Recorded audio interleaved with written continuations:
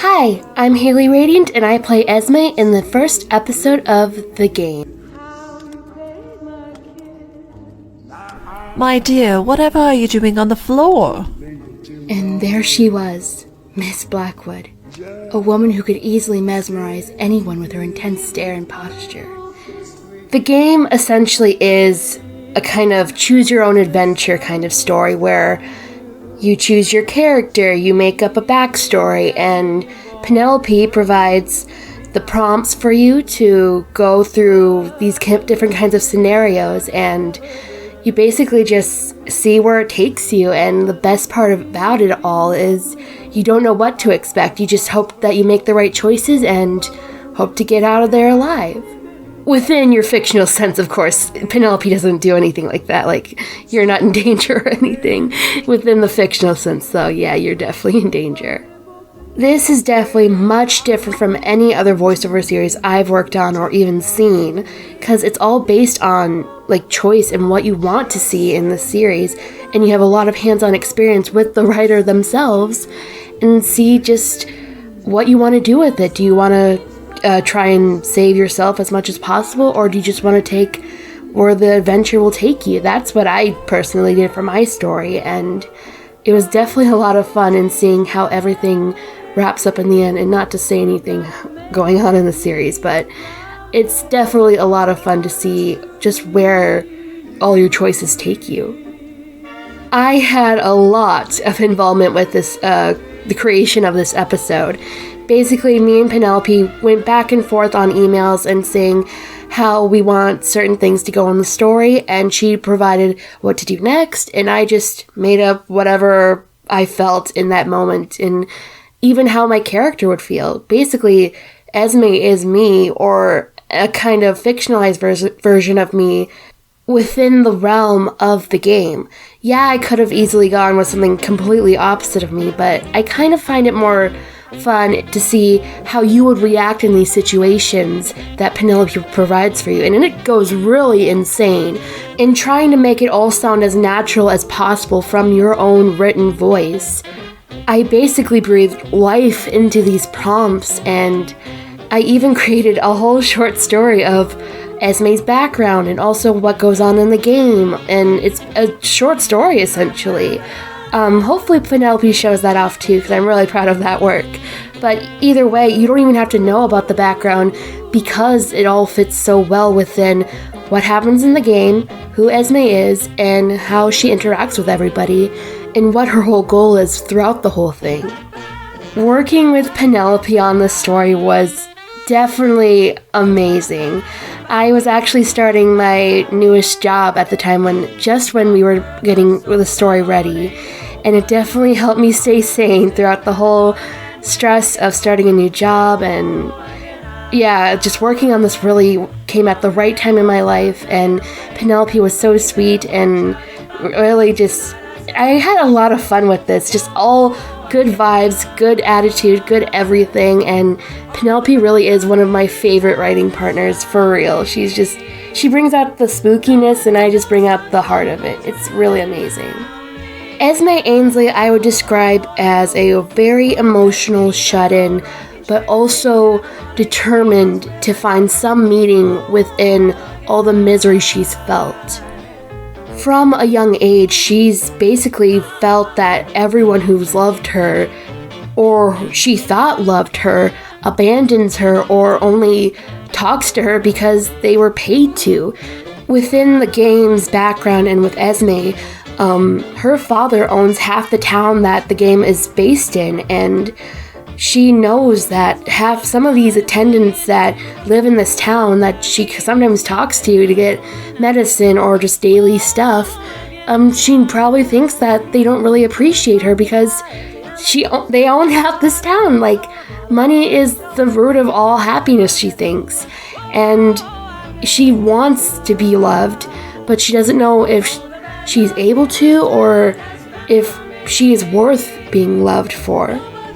And when she starts unknowingly playing the game and meets these different characters, she discovers that there are many different sides to stories, and something has to have some meaning and not always just so black and white. It's always murky gray with a hint of red, because, not to spoil, but there's going to be a lot of red in this.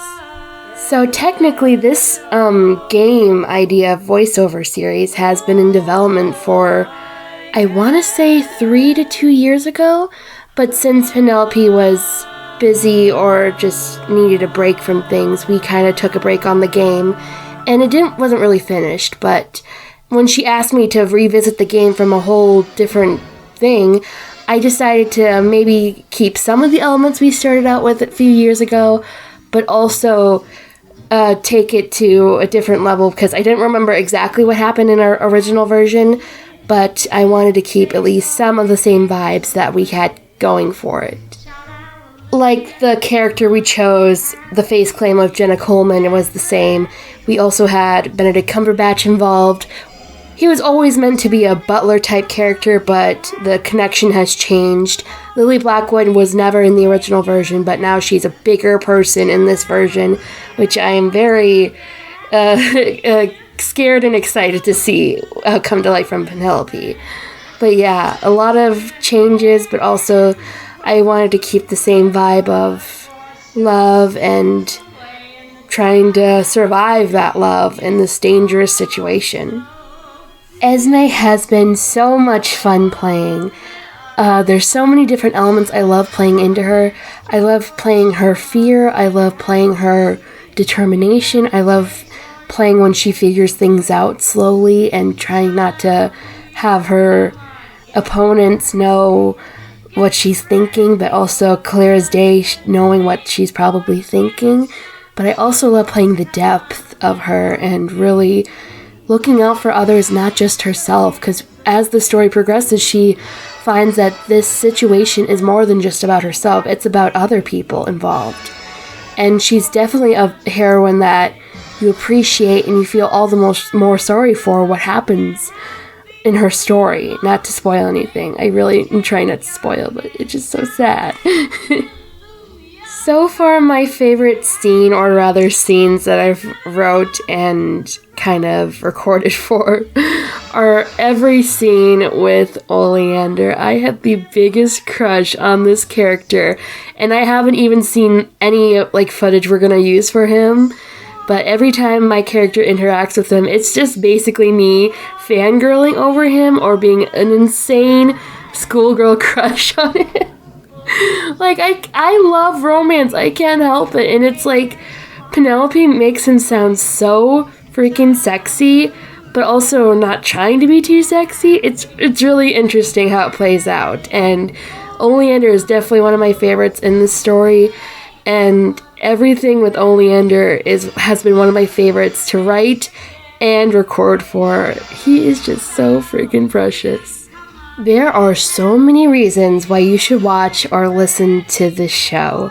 There's just so many twists and turns, and you think it's going to be one thing, but it totally isn't. Like, playing this game, I thought it was going to end this one way, but it totally changed on me, probably based on a choice I made or lack of choices I made.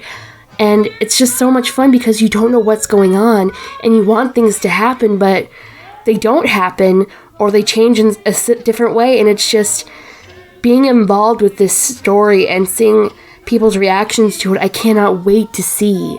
And I just hope people are open to it and really dive into this and get emotionally involved, because it really makes you emotionally involved, and I really hope it does, because I wrote part of it too.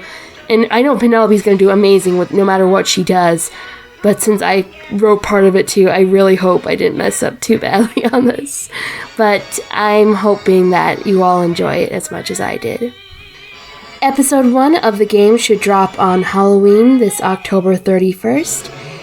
And I really hope you all enjoy this. This really came out of love and respect and joy working on this with Penelope.